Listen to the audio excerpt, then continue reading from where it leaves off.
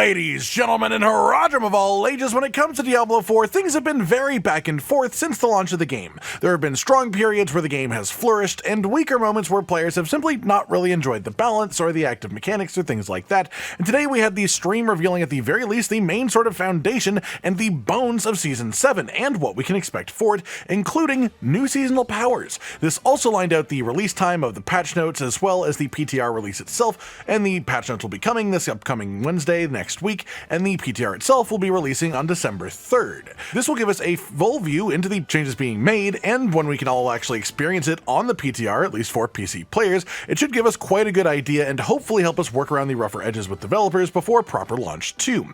That said, the stream was 90 minutes long, it had a ton of info, so let's break it all down as concisely as we can. First up, we started with class changes, actually due to some technical difficulties, and first I want to focus on the more general changes that will affect classes across the board.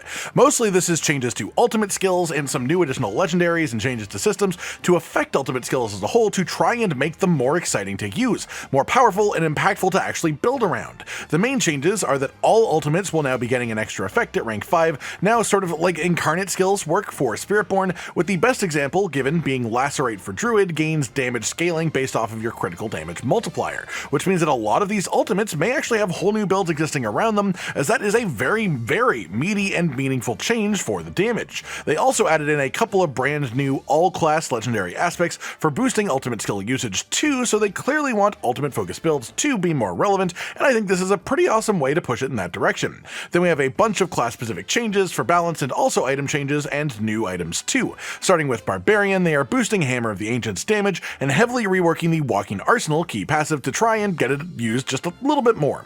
They are buffing Earthquake aspects specifically with a focus similar to Stun Grenade aspects for Rogue, with each aspect increasing damage further. Then there is also a new aspect here, Incendiary Fissures, that increases Earthquake damage while also turning it into fire damage, which is quite unique. And then the general intended developer build for Barb in Season 7 is seeming to be a mix of Earthquakes and Hammer of the Ancients. After that, they talked about Sorcerer, which got quite a lot of changes, mostly focused around Ball Lightning. But the first major change is Firebolt Enchantment no longer applies a small amount of burn damage with any direct damage, but instead now heals when burning damage is applied.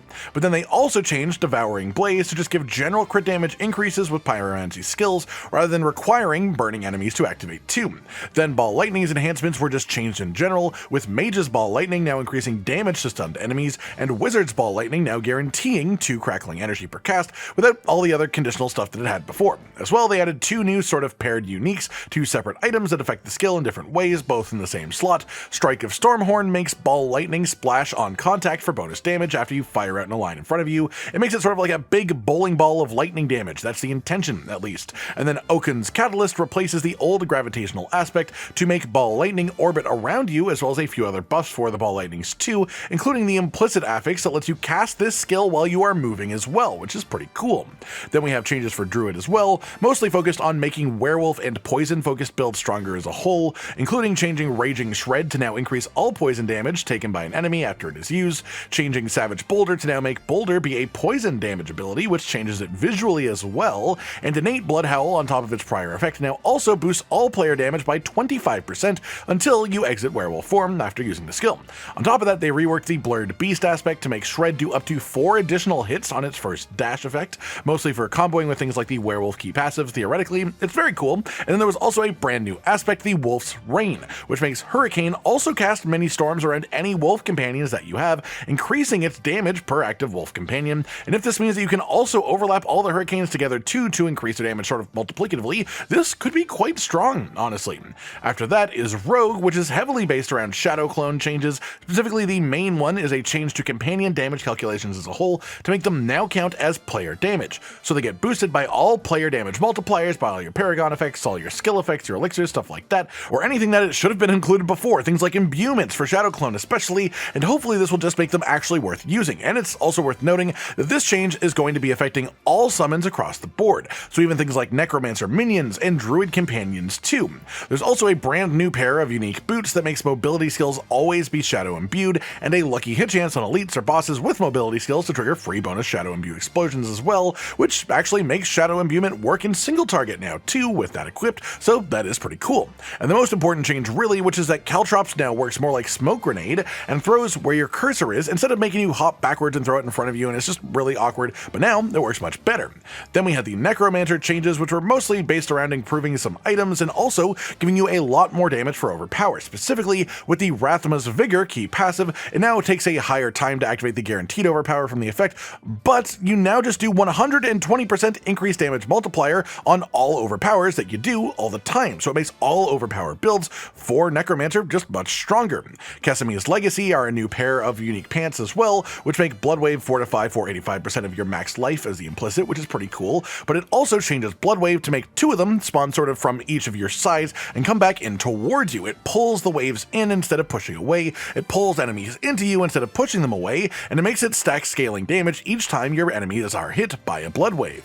And then there's also Indira's Memory, which is another Bloodwave focused unique in the same slot, so you can only use one of the 2, and this makes Bloodwave go forward like normal, but it then traps enemies in Bone Prison at the end of the path. And this is supposed to make a blood and bone build type of combo. It gives you blood spears, which are bone spears changed to be a blood skill with this equipped. It costs essence and maximum life to cast them, but it also makes them cast from nearby corpses when you use it to make even more spears.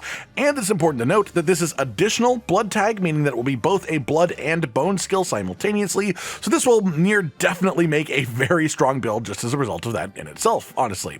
Then we have changes for the Spiritborn class. They are fixing a bunch of the bugs, some of the obvious stuff like Viscous Shield as well, but then they're trying to boost builds like Centipede builds and Razorwing builds as well, and of course nerfing the Rod of Kepaleke, because even with all the bug changes fixed, Rod of Kepaleke was just extremely dominant for Spiritborn because of how it worked, and they have nerfed it a ridiculous amount, and if this turns out to be balanced, it shows just how overtuned it was at launch, because they have reduced the maximum sort of modifier from the unique effect down from 3% to 0.5% per point of resource spent. That is a sixth of the prior potency, essentially, so if this doesn't make it balanced, I don't really know what will.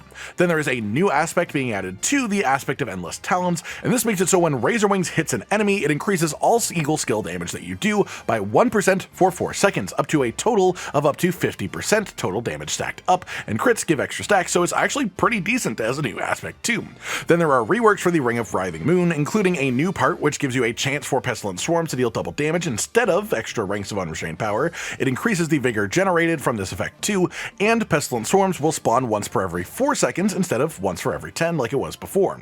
Then past that, there are also new runewords being added in as well as changes to existing ones too. They've added a lot more ways to play around with the overflow mechanics that were a thing for runewords, because that was sort of limited before. They've done things like changing the way that the Seer rune now generates offering, where now it will give you 300 offering in a blast after you use 5 skills, but then it'll give you 3 seconds or you can't activate this again. So essentially you generate 300 offering every 3 seconds, but it comes in big boosts which lets you overflow on certain effects. Then there are new runewords as well, the Nagu legendary rune. This gives you 100 offering as long as you are maintaining at least 1 active summon every 5 seconds, up to 6 stacks for having 6 summons active consistently. So this gives you a maximum of 600 offering every 5 seconds if you can keep 6 summons active all the time. Then there's also the Igni legendary rune, which generates 25 offering every 0.3 seconds, and then the next time that you cast a non-basic skill, it gives you the Sword offering to allow a lot of overflow effects to build up, especially in basic skill focused builds where you can actually let this build up and trigger it purposefully. Then there's also the Chalk rare invocation rune, which now just lets you use Druid Lightning as a sort of ritual completion. Then we had the just sort of massive blast of information about Season 7 and the 2.1 PTR that's going to be coming in a couple of weeks. Specifically, the 2.1 PTR will be starting on December 3rd. As well, this will have a couple of very major first-time things for a Diablo PTR. It will have all of the actual seasonal effects, at least the base options for them, in the actual PTR so that we can properly test them and give feedback. This will be the Season of Witchcraft. It will be a seasonal borrowed power, which is returning for the first time since Season 3, if you count Construct, Season 2 otherwise. But this is something that I've been saying for a while needed to be brought back to make the seasons more meaningful, and they are going in on it quite hard. For the way that the system works then, you collect Restless Rot from defeating head-rotten enemies. There are abominations that spawn from Tree of Whispers sort of events, and there'll be witches residing at different altars near the Tree of Whispers in the world, and if you offer Restless Rot to the altars, you will gain witchcraft effects, which work sort of similarly to the vampiric powers of Season 2, and they work differently for each altar too. You can equip your witchcraft sort of similarly to how vampiric powers worked, but honestly even simpler. You get one big main power called a unique power, and then you can equip 5 normal powers alongside it. You can upgrade each of these powers and make them stronger directly from the inventory menu once you've unlocked it to make it simple, which is really nice. There's also a reputation track for the season where you can gain reputation with the Coven. This will give you extra seasonal quests that are unlocked unlocked with the reputation. It will give you extra witchcraft unlocked through specific reputation tiers too. It has materials, it has rewards, it has items, and of course, they are bringing back the resplendent spark at the end of the seasonal reputation track too. Coven's Favor is the specific reputation that you get for this, and this is directly from completing Whispers of the Dead. So if you want this reputation, you need to do Whispers of the Dead specifically, which just sort of ties into a lot of the stuff this season too. There are also several powers of witchcraft that are lost to the actual altars, so you can only find them at forgotten altars that you'll find out in the world in dungeons all across Sanctuary. And surely, within the first couple of days of the season, people will find where these are and share them, because I don't think they're randomized, but this is a pretty cool way to add to this too. The plans for this are to have over 20 powers as for your seasonal sort of additions. With 4 of them, we were given examples during the stream itself. The Poison Frog Servant, which is honestly awesome. It's just a little poison frog guy that will follow you around. He will poison and pull enemies in, and then if he gets killed by your enemies, because he does taunt them as well, he'll explode if he runs out of health. Then there is the Doom Orb, an orb of eldritch energy that circles around the player and damages enemies close to them, and can even launch at distant enemies. Then there's also the Vengeful Spirit, which is sort of like the Poison Frog. It's another summon. It absorbs damage from enemies specifically, and also damages nearby enemies, so this is more of a defensive option. Then there's also one of the lost powers that we just mentioned, the Forgotten Powers, which is Piranado, which is just an incredible name, an incredible concept, and it makes it so when an enemy is affected by Hex and Aura together, it will spawn this Piranado, or at least you'll have a chance to spawn it. It will pull in all nearby enemies, it will deal high damage, and then it will start moving towards any nearby enemies that weren't within the radius if it runs out of things to hit, which is honestly a really cool concept for a power. The fact that there's 20 of these, the fact that they haven't been in the game for multiple seasons, I'm glad these are back.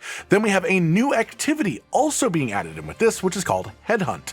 This will make sort of intensified Whispers of the Dead objectives that will happen in specific subzones that are taken over from this, sort of like Helltide or the Blood events that we had in Season 2. It will create special Whispers within that zone. Completing one of these Whispers will have a chance to spawn a head-rotten boss for a lot of the actual materials, and if you get one of their heads, you can give it to the tree to get, in exchange, occult gems. These are special gems that will only exist in Season 7. They can only go in your jewelry slot, sort of like Malignant Heart, and they have unique effects. The examples that we were given all having armor and resistance that they give to you, so they do replace regular jewelry gems without losing the actual defensive effects they give you. The Elder Sigil gives you a bunch of skills, increased damage to Hex enemies. Killing Wind gives you bonus movement and crit chance. Dust Stone gives you a bunch of increased damage to enemies based on every aura and Hex effect that they have, which are from the witchcraft themselves. As well, the Tree of Whispers as a sort of town hub area is going to be significantly updated. There's going to be more NPCs, more services, because they want it to essentially be the main hub of Season 7. The Raven of the Tree is a new thing that will be in all active headhunt zones, which is essentially an emissary of the actual Tree of Whispers itself that you can interact with to cash in your Whispers of the Dead whenever you fill up. So now you don't have to go back to the tree every time, you just interact with this Raven and keep going without losing like a boss or something like that. As well, there's a new thing being added to the Tree of Whispers, which is Ancestral Whispers caches, so you can get guaranteed ancestral items, which is honestly just a fantastic thing that should have been there before, but it's nice to have too. Then we had a bunch of quality of life changes, and I'm going to talk about this in the order that they did, because it was honestly pretty exciting when we got to the big one. The first one is Paragon Migration. It means that your Paragon experience from the seasonal realm will be added to your Eternal Realm characters once the season is over. That's sort of expected, not a big deal, honestly, for most players, but it does mean you can get Paragon 300 on the Eternal Realm eventually, which will get you the rewards for that too. As well, there will be a change to the way that unique powers roll on unique items, and this is something that us, as well as many other people, recommended as a fix for this, which is the more greater affixes are on a unique item, the higher the floor of the unique roll will be. And in their specific words, it will be nearly impossible to get a 4 greater affix item with a crappy roll of the actual unique effect. And that's awesome to hear. That was one of the biggest disappointments in Season 6, honestly. Then we also have some changes for ancestral items. They will always now be dropping the top end of legendary aspect rolls. They won't be guaranteed to be the literal maximum, but they'll be within the upper sort of roll potential for the items, so you should actually get your codex filled out by the end of the season. As well, ancestral drop rates have been increased across the board, so there should be a lot more ancestrals dropping for players in general. They're just a little bit worried that this could go too far the other direction, but they can absolutely agree that in Season 6 they weren't dropping enough. As well, they've added some gem fragment conversion. They've also changed class quests so that they now sort of work like the Altars of Lilith, in which if you have completed it on one character of that class, you no longer have to complete it on future characters, even on seasonal characters. You will get the power unlocked the second that you hit the level threshold of 15 or 25 for Necromancers, but you can still do the quest if you want to. You just get the powers now for free when you hit the level, which makes it a lot easier to do stuff like leveling in a group, as an example. And then the final sort of major major one here from the stream is the addition of the ARMORY system. We've been asking for this since launch, if not before. We even actually talked about it recently because I know they said that they were working on it, and I was really hoping it would be a Season 7 thing, but I didn't necessarily expect it, and guess what? It is. It is in Season 7. We have the full ARMORY system done even better than I expected it to be introduced with. This will let you save, load, and name your different builds so that you can change between them quite freely. It doesn't even cost gold to change them, even if you have different paragon points within them, and it can be accessed in Sanctuary's talents. It will be in the Citadel, it'll be at the Tree of Whispers. It's even in training areas, so you don't have to leave these to change entire builds and check between them. And this will even take items out of your stash to put it on you. It doesn't even require them to be in your inventory, so it's honestly just much better put together than I expected to see for the first iteration of this system, and it's coming in Season 7, able to be tested in the PTR. That's pretty much it for all the new stuff, honestly, here. Season 7 is honestly looking very good to me. It's got a bunch of good changes, a bunch of good additions to just the base sort of functionality of the game, but it has the return of seasonal powers, which I recently said I think needs to be a thing for seasons to be truly meaningful, as well as a new seasonal activity, and honestly, they all sound quite detailed and quite fun, so I'm happy to give Season 7 a chance, and I'm happy to see the PTR first when it comes out in a couple of weeks, so we will of course be checking it out here on the channel. Like if you liked the video, subscribe to the notification bell for more, and most importantly, ladies and gentlemen, until next time, stay sweet. Josh, Cotton, and Hollow with the videos, dropping the humor like a hammer on your tippy toes, bringing entertainment on a daily arrangement to take our insanity and turn it into entertainment. Yes, I said entertainment twice, to reiterate that it is nice to look into your faces on a mostly daily basis when you let us in your homes to make the whole world a stage. Goodbye.